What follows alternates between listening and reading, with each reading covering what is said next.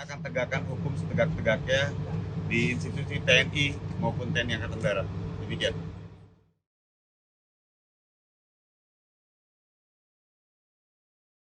Sebelumnya, Ibunda Mendiang Imam Mashkur sempat khawatir oknum Pas Pampres Prakariswandi Manik CS hanya dikenakan pasal penganiayaan, namun kini ia mengucapkan terima kasih. Hal itu diceritakan Hotman Paris dalam Instagram resminya sambil memperlihatkan Ibu Imam Mashkur sedang bersalaman dengan Komandan Polisi Militer Kodam atau Danpom Dam Jaya, Kolonel CPM Irsyad Hamdi B. Anwar pada Rabu 6 September 2023.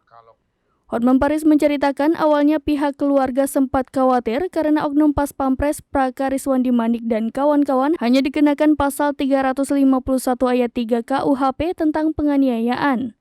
Lanjut Hotman, dalam pasal tersebut tertulis jika mengakibatkan kematian, pelaku diancam dengan pidana penjara paling lama 7 tahun. Sementara bila dikenakan pasal 340 KUHP yakni pembunuhan berencana, maka akan dipidana maksimal hukuman mati atau penjara seumur hidup.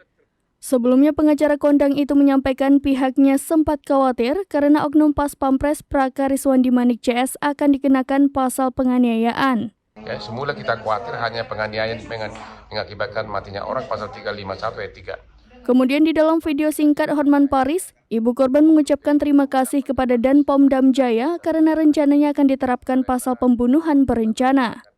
Ibu korban dari penganiayaan Oknum TNI mengucapkan terima kasih kepada Danpom Dam Jaya karena memang rencananya akan diterapkan pasal 340 pembunuhan berencana.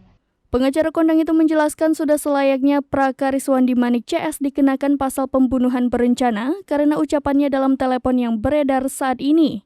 Hotman menambahkan kasus ini termasuk ranah pembunuhan berencana karena pelaku terbukti memberikan ancaman melalui telepon dengan meminta kerabat korban mentransfer uang sebesar 50 juta rupiah, jika tidak korban akan dibunuh dan dibuang ke sungai.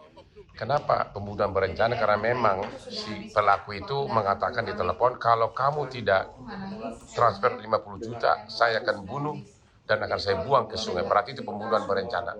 Ya, semula kita khawatir hanya penganiayaan mengakibatkan matinya orang pasal 351 ayat 3.